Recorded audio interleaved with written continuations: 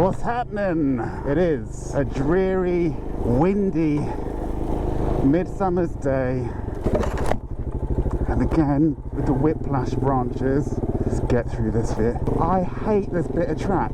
I couldn't tell you why, so I'm just not going to bother recording this bit. I can't see anything because my visor's all misted up. Oh.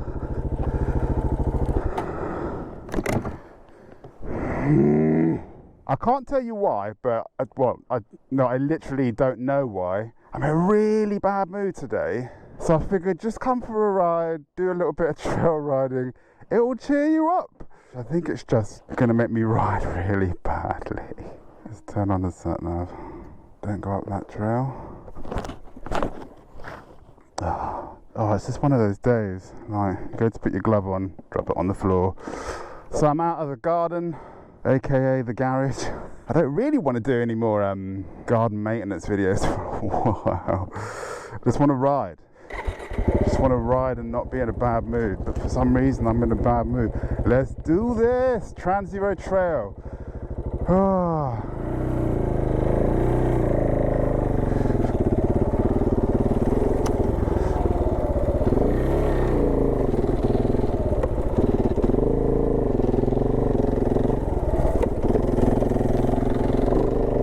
It's a little bit slippery today. It has, I think, rained a little bit overnight, and there's a bit of chalk in this stuff which goes mad greasy when it's a bit damp. Or at least that's my interpretation of what happens.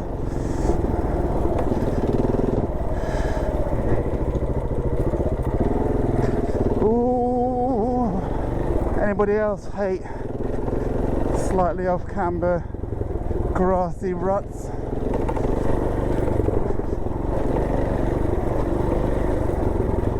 Because I do. Yeah, I can't tell you why I'm in a bad mood today. All I can really say is that I genuinely feel like I got out of the wrong side of the bed. Which is weird, because you can only really get out of one side of our bed. What are you talking about?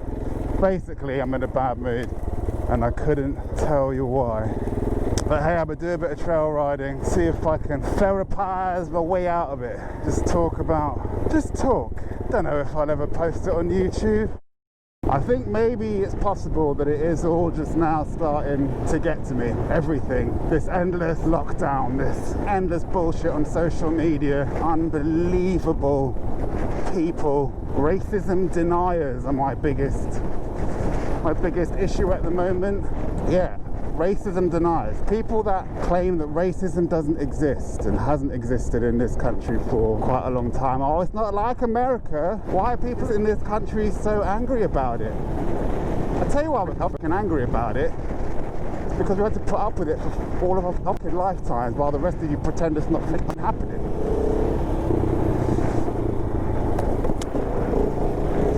But it's happening big time. Oh, take it easy, don't take your anger out on the trail. You'll only end up having a crash. You do not want to have a crash. Surprise me if I've got a slow puncture already. That was quite a big rock I hit back there. So I was watching a video the other day on YouTube. The guy basically opens up his video with how bored of everything he is. He's saying that he's bored. He's bored of all this Black Lives Matter stuff, tired of looking at it. And in that moment, I felt ashamed of my community, the motorcycle community.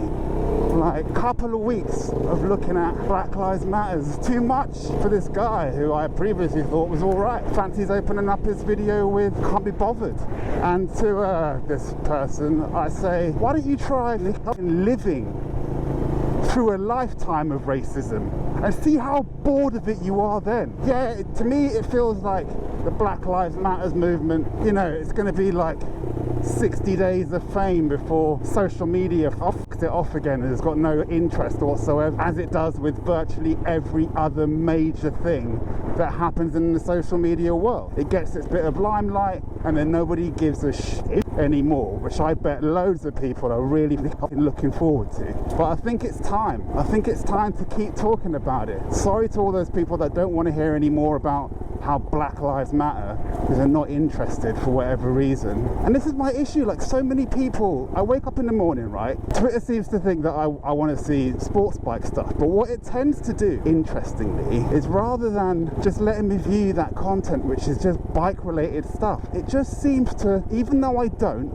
and I must stress this, I never click on the bullshit, right? But there's always so much hate on Twitter. The algorithm seems hell-bent on trying to make me read it. And I don't click on it because I know what will happen if I click on it. It's going to be a whole world of endlessly been shown that bullshit forever. And I don't need that in the morning. I'm angry in the morning as it is. Twitter, sort out your algorithm, because I don't want to read hate when I wake up in the morning. Just keep showing me motorbike bullshit, stuff that makes me happy. Why doesn't the algorithm want me to be happy? So it's an interesting world we live in. I get it, like, sex sells, but it really upsets me more than anything that the next bestseller appears to be hate. Why does hate drive so much? I don't get it. And I'm tired of it. I've had a lifetime of hatred put upon me just because of what I look like. I mean, it was mostly my childhood that was the worst of it. It went on and on and on. A branch every time. It's going to tear me off the back of the bike one of these times.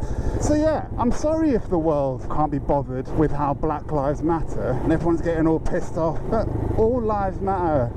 Yeah, they do, but not all lives have been oppressed for hundreds and hundreds and hundreds of years. I really don't want to have to go into like extreme detail as to what my childhood was like, but now I'm thinking, maybe that's the problem. Maybe all these people that are like, racism doesn't exist in the UK are saying that because not enough people that they know, maybe they don't know any black people for one, or people of colour at all, maybe the people they know, like me, have been... There's a deer on the track. Oh, it's gone. Deer? Where is it? It's in there somewhere. Yeah, maybe like me for too long. They've been trying to blend in. They've been trying to pretend that it never happened. So do you know what? Let me tell you what happened. Okay, where do I start? I'll try and keep it brief, just so you get like a kind of rough overview of my childhood mind.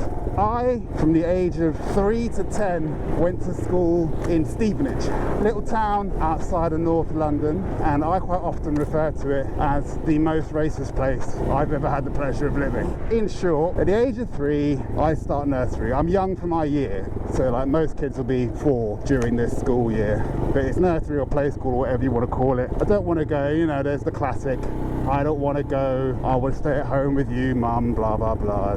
She's like, no, you've got to go to school. And so you get left at nursery. I very quickly realised that this is a lot of children. It's a lot of kids that won't come anywhere near me for whatever reason. I don't understand it. I'm 3 years old. But it's basically the first time I kind of realised something wasn't right, kind of thing. But you know, I'm 3, so I'm not fussed about having friends. I'm 3. But you know, a year goes by and you go up into big school. Oh, you're going to big school. Are you excited about going to big school? Nope, not especially. But I couldn't tell you why. I hadn't pinned it as racism or anything at that point, so I guess I just thought maybe I was a weird kid. Maybe that's why all the other kids didn't want to hang out with me, because there's something wrong with me. I don't know. Anyway, so off you go to school. 4 years old, young from a year. I'm in big school now. And mum's like, oh, are you looking forward to going to school? No, mum, I'm not. I'd rather be at home. But you can't stay at home. So off I trot, off we go to school. And you know, it's the same kids, just different year. Push comes to shove.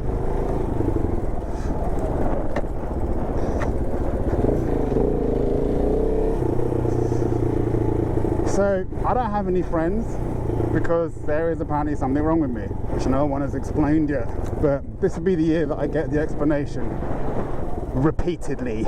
And it's only a couple of weeks before it starts.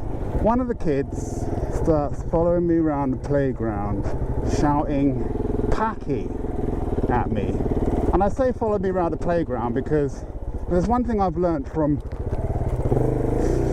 previous year of school is how to entertain myself. I'd stay away from other kids already at this point. So I'm quite good at entertaining myself, staying away from the other kids. But this kid and his gaggle of about 5 mates have decided that their favourite thing to do every break time and every lunchtime is to follow me around and hurl a combination of various words: blackie, packy, darky. You know, they hadn't discovered the N-bomb yet. They're children, right? But this became the standard thing. Let me remind you, I'm 4 years old.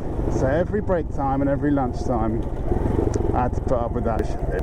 I'm about 2 or 3 weeks into my first year of big school. So that wasn't fun. Went on every day of every week, every break time, every lunchtime. By the time I was the next year up, I'd properly figured out, you know, little things I could do to stay away from them. So by the summertime of 1985, I've developed a little system. Stay away from all the other children, as far away as possible, every break time, and maybe you'll be safe. Sometimes it worked, sometimes it didn't. I would basically just collapse at the perimeter of the playground by myself. And the way that I would run it would be keep your left foot as close to the grass boundary as possible. Don't tread on the grass because then the teachers will have a go at you. And just keep your head down. Don't look at any of the other kids because they will go for you. And they would. They fucking would. If I went and tried to play with any other kids, you know, just please, can I play tag with you or whatever, they would just hound me. They single me out and they would hound me and just call me all these racist names until I just left them alone. So I stuck to the borders of the playground. That was my thing, that was my place. That was this year. Following year was much the same. No friends, no allies, just abuse hurled at me every break time, every lunchtime. And then it's 1987 and Mum's like, are you excited about going back to school? No, Mum. The kids call me racist names. I don't want to go back. And no matter how many times I said, you know, I'm getting bullied at school, I'm going through all this shit, at no point was anyone willing to come to the school and have a word or whatever. It's weird. So, you know, eventually I just stopped telling my mum what I'd been going through. Even though I was fairly mute when I was a kid, I just got a bit bored of continually saying, oh yeah, I'm getting quite severely bullied. And so 1987, that year, I went to that school, and you know what? It was different that year. No more was it, let's chase this kid around the playground and call him Packy and Blackie and whatever. These kids had up their game. There's now 2 boys and 2 crowds of kids, independent little gangs-ish, that would follow me around. And the original lad who had been giving me all world of grief, he had decided that his new thing would be that he would follow me around the playground with his merry little band of assholes, and they would throw stones at me. That was their new thing. No longer was it good enough to just call me Packy and whatever. And you know what, like, I couldn't just take that, man. It's a bit, when you're on your hands and knees having fallen over, running for your dear life while these kids are throwing stones at you, and like, they're stones that, you know, they're not boulders or whatever, but it hurts. And these kids are just running around this playground just throwing stones at me. And I run over to one of the playground dinner ladies, or we used to call them when we were kids. So I go over to this dinner lady. You know, naturally I'm in floods of tears. Miss, can you please help? These kids are throwing stones at me. You'll never guess what she said. Stop lying, you horrible boy. And I remember then, like, the look of utter disgust as she looked down at me as she said it. And she said it while all these kids that had been throwing stones at me had followed me over to her and were just waiting to just carry on, like they knew they were going to get away with it. And I was like, please help me, they're throwing stones at me. She's like, stop telling lies, go away. And I remember thinking at that point there, so that's how it is. It's probably one of the lowest points of my childhood right there. And so I ran away, and these kids just followed me, continuing to just throw these stones at me. And, you know, a few minutes later, that lunch break finished, but they'd set a new standard, these kids. When I was 7 years old, I didn't really understand what depression was, but I did have a good understanding, such a complete lack of self-worth that I had considered killing myself. So yeah, at the age of 7, I decided to test the potential of death by way of throwing yourself from the top of the stairs to the bottom. Well, obviously it didn't work. I just bounced. A very disappointing bouncing 7-year-old kid. So yeah, I just bounced. All I remember is bouncing and being a bit disappointed. And so I carried on going back to school. The stoning didn't happen every day, but it was relatively regular. But then something happened that kind of changed the way that I look at racism for the rest of my life. I'm standing at the school gate waiting for my mum to come and pick me up, and she's late, which she quite often was, for like a couple of minutes after school. And I can see this kid, who I won't name, I've decided. He's walking down the school path to meet his parents, or his mum or whatever. And I can just feel this cloak of absolute horror and desperation coming over me. Because this kid's like been the bane of my life for like the last 3 years, 4 years nearly. And I can see him approaching, The closer he gets, the more panicked I start to feel. And think, what's he going to do? Is he going to hit me? What's he going to do? There's no one here. My mum's not here. Oh God, oh God, oh God, oh God. And then I hear it.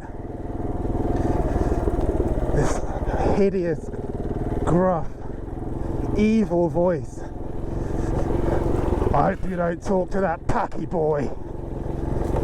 And I look over my shoulder, and there she is. It turns out the reason he's been getting away with it all these years is because that hideous dinner lady is his mum. That's why he's been bullying me with impunity all these years. Him and all of his mates. Could not believe it. And I looked at him, and you know what? He looked more scared than I did. That poor boy was the product of his own parents. Who knows how he turned out years later. But what I do know, children are not born evil. You teach nastiness to your children by putting them in a certain environment, and he looked so scared. But you know what? That little boy did not like to show weakness. So what followed was him again. It's almost like he was ashamed of what he'd let me see, his fear of his mum.